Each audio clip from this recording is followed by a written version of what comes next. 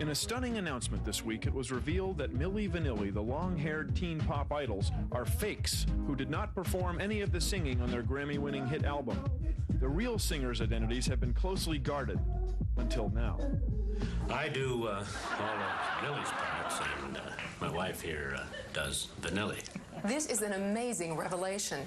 What are your plans now? Oh, we keep busy. I also do Paula Abdul and Janet Jackson. And Ben here, he handles all of MC Hammer's stuff. Incredible. You are busy. Oh, yeah. There are a lot of performers out there who don't have any real talent on their own. Oh, look, by the way, what time is it now? 11:30. Oh, dear, we have to run. Oh, why is that? We're also doing Keister's Monologue.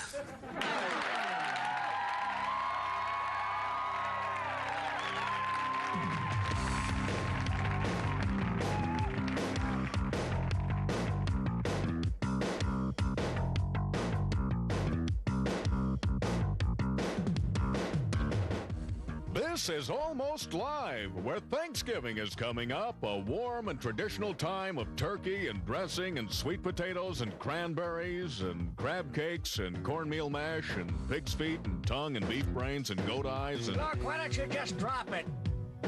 Okay. And now, here he is. Dun, dun, dun, dun, dun, dun, dun, dun.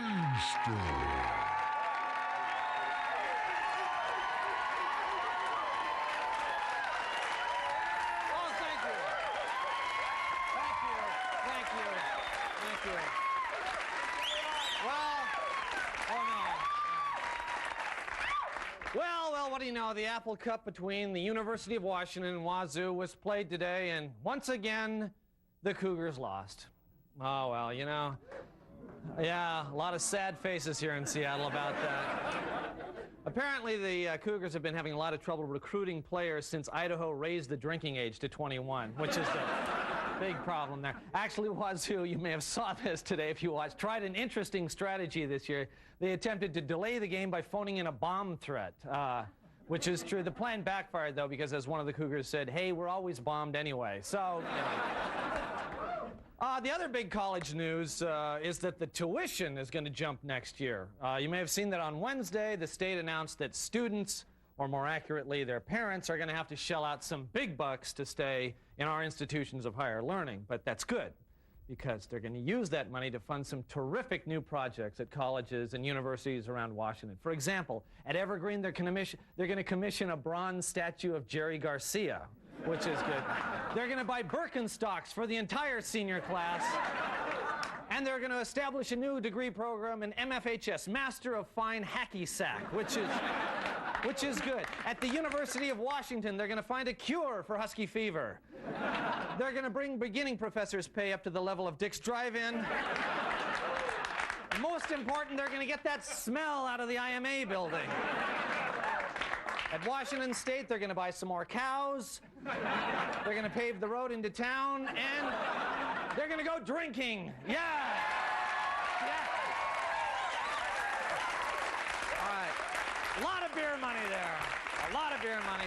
You know, that's very exciting news, and we're very excited at Almost Live because it's the beginning of the Christmas shopping season, and that means there are going to be lots of high-quality advertisements on our show to help you, the viewing public, choose wonderful gifts for your friends and family. And we're proud to kick off the season with a new sponsor. Clap on, clap off. America has made the clapper a huge success at $19.95. But what about when your hands are full of your favorite snacks? You can't clap. You can't reach the button. Oh, no. Now what? You need the kicker. Kick on, kick off, kick on, kick off, the kicker. Now try the new Screamer. Scream on, scream off, scream on, scream off, the screamer. Great for late night reading. And no house is complete without the Slapper. Slap on, slap off, slap on, slap off, the slapper. And the all-new Blow to the Solar Plexuser. Blow on, blow off, blow off, blow off, the blow to the solar plexus, sir. And if you order before midnight, get all 4 for just $29.95. Hook them together for hours of fun. Okay,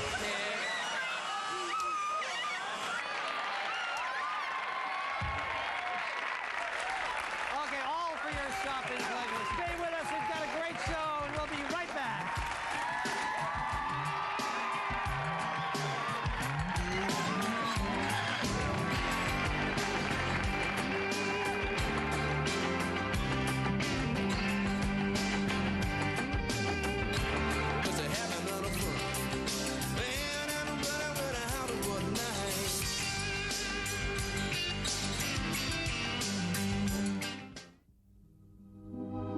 Male brain. And female brain. Oh, what a babe.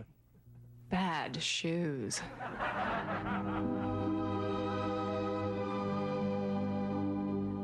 Due to the graphic nature of the following program, there may be certain scenes that are not suitable for some members of our viewing audience. Like wussies and little wimps and weenies. Bad boys, what you gonna do? What you gonna do when they come for you?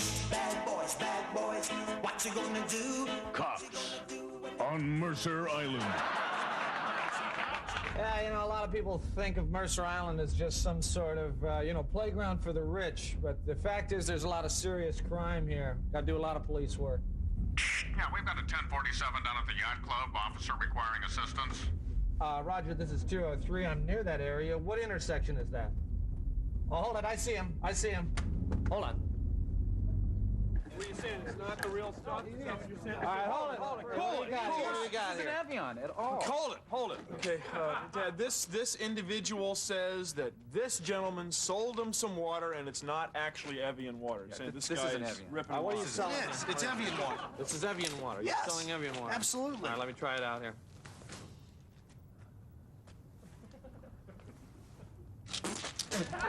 This is tap water, buddy.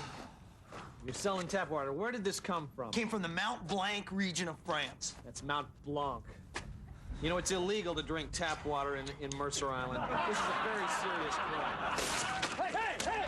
Hold it, buddy! Hold it! All right, come on. Hey! All right. Now listen, you're under arrest for selling bogus Evian water. Now I'm going to read you your rights.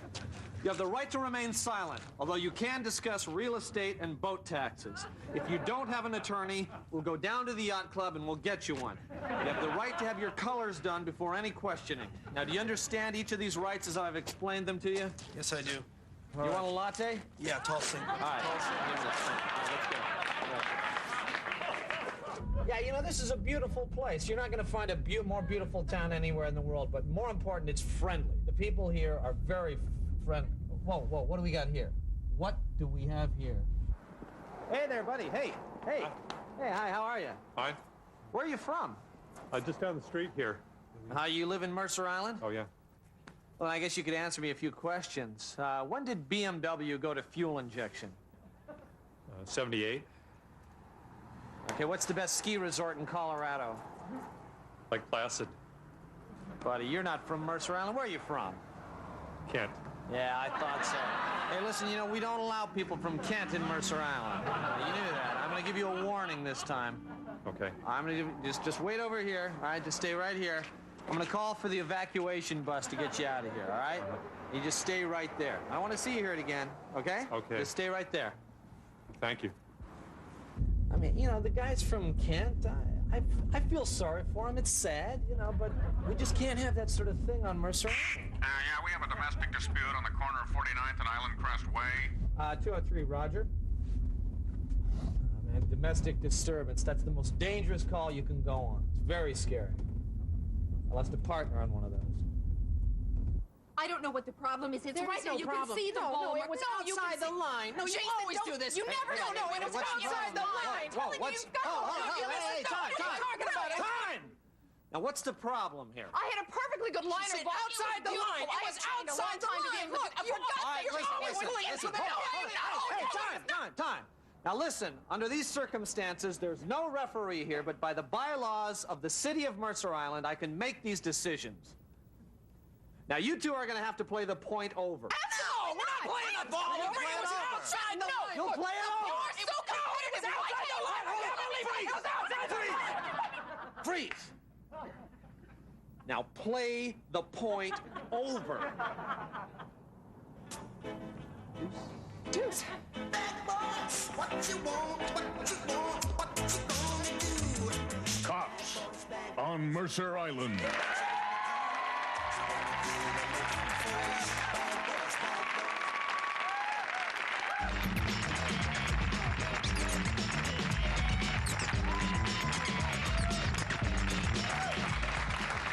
Good evening and welcome to the John Report. I'm John. Here's my report. Shoreline Community College is now offering a class on the history of Canada. The first lesson will cover the biggest drunken brawls of the Calgary Stampede. King FM was named the best classical station in the United States by the National Association of Broadcasters. KJR won a similar award from the National Association of People whose lives pretty much ended in 1966. Because of a shortage of manpower, the City of Seattle's Crime Warrant Division is now asking people to turn themselves in. Now, for those considered dangerous, the department requests that they hold a gun on themselves when reporting to authorities. The Los Angeles Times reports that Brian Bosworth has legally changed his name to Bosworth with a Z. Apparently, people were confusing him with another guy named Bosworth who used to be a lame pro football player with a really bad haircut. Sonic guard Dale Ellis has been put on the suspended list. Team officials say Ellis didn't do anything wrong. They're just practicing for the next time he screws up.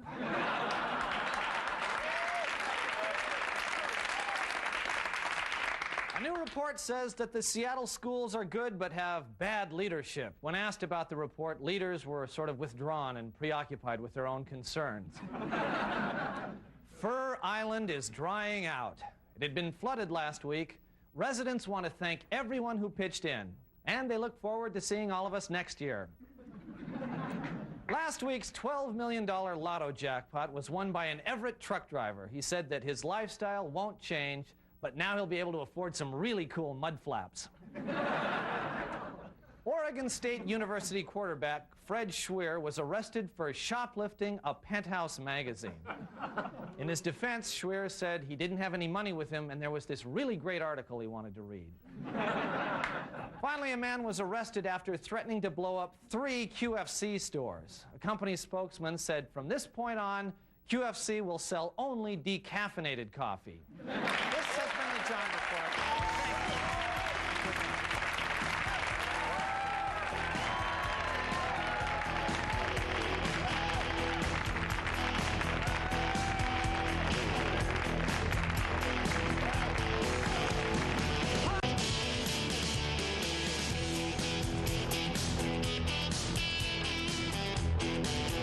Studio amplification for Almost Live provided by American Music.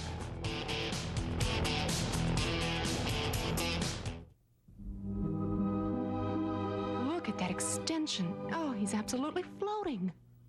What's that in his tights? A cup?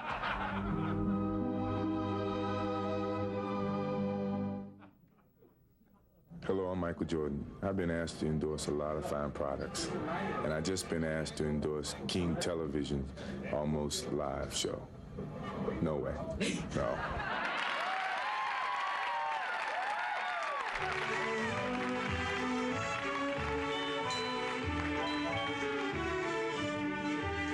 Welcome to How to Ruin Your Thanksgiving. I'm John Keister, and first of all, I want to thank you for all the nice letters I got from last week's show, How to Ruin Veterans Day, and I hope you all get out of jail soon. Well, you know, it's a pretty easy show this week because with the possible exception of New Year's Eve, Thanksgiving is the easiest occasion to ruin.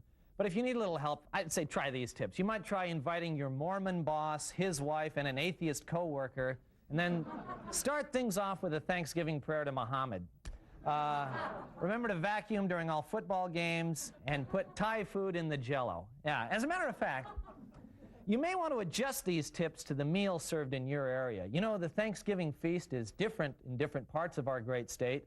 For example, in Tacoma, they serve peas and pearl onions on a bed of pulp. In Bellingham, they've got mushroom appetizers and no main course. In Burien, it's meatloaf and green beans like every other night. In Aberdeen, they'll be having spotted owl instead of turkey this year. And in Federal Way, King's Table. Now,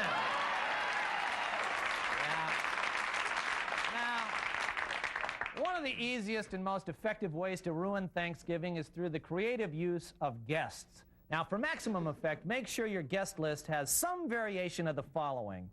Cousin Clark, who's on a break from college where he's picked up the mandatory indignant attitude. You know, the so-called Thanksgiving we make such a big deal about, it's nothing more than a celebration of the exploitation of farm animals. Each year, thousands of sexually insecure neo-fascists arm themselves to the teeth with guns and hatchets, then go off to slaughter helpless fat birds that can't even fly. Then they slap each other on the back and congratulate themselves loudly, like they just bagged a rhino. Well, it's because of this good old boy macho ritual I choose to boycott our turkey dinner. I'm calling Domino's. Another major irritant is perky Aunt Joyce, who's so interminably upbeat that she makes all the other guests wish they were dead. Oh, your table setting. Oh, it's just darling. Did you get those chopping block placemats at Nordy's? You know, I saw them there when I finally finished my Christmas shopping last month. Oh, what a nightmare. But doesn't it feel good when you're done? Oh, doesn't it feel good? And I just love your apron. Vertical stripes are so flattering. Oh, of course, not that you need it. Here, let me help you fold those napkins. You know, I took a class in special holiday folds. I know how to make them up into the cutest little Mayflower ships. You see, guaranteed to ruin any Thanksgiving celebration. Finally, there's crazy Uncle Walter who thinks that cranberries let people read your mind. He blocks their signals with aluminum foil. They're out there, man, and they can hear everything we say, man.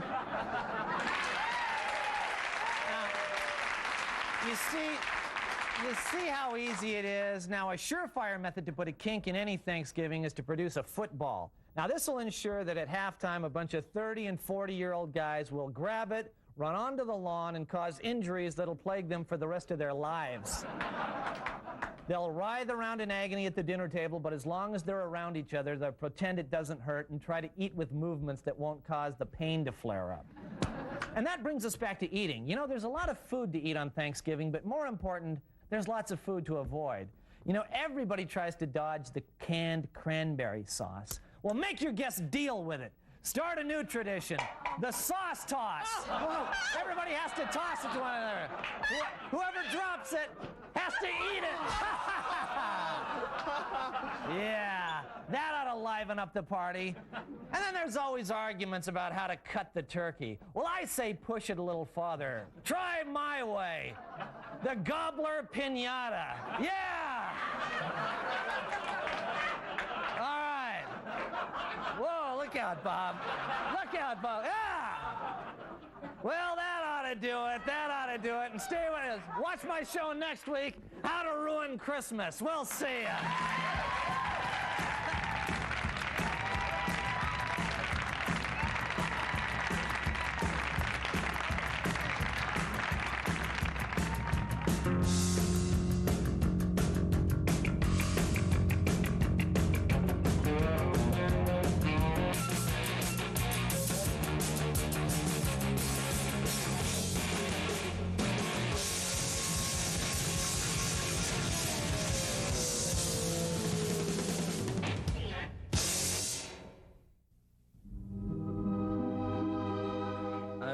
Rat dog.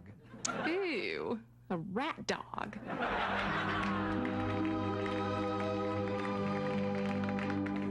It was great because the bouncers threw us out. I said, this is New York. I thought you could do anything in New York. He goes, not in this club, you don't.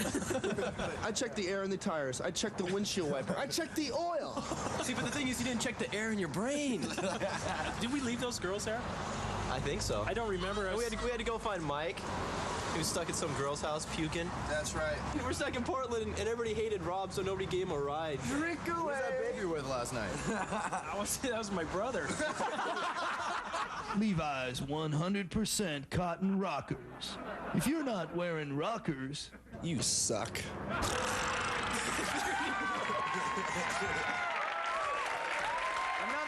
Another fine product. Well, that's just about all the time we have on this show. I want you to please be sure to join us next week when we will present the best of Almost Live, which is going to be a special shortened show. No. Comedy, just that easy. And 2 weeks from now, we'll be back with an all-new show featuring the winner of the Seattle stand-up comedy competition, whoever that turns out to be, through the grueling competition. Now, are we going to plug tickets here? Yes. Now, do we have the ticket number? No. Oh, there it is, yes. Call for free tickets there during what it says right there. I don't have, those of you who are literate, please follow the instructions here. And if you get a person, ask for Princess Clarissa. Anyway, bye-bye. We'll see you next week. That is cool. Promotional consideration for Almost Live provided by Pizzeria Pagliacci, featuring traditional and gourmet pizza by the slice. Pizzeria Pagliacci, rated Seattle's best pizza.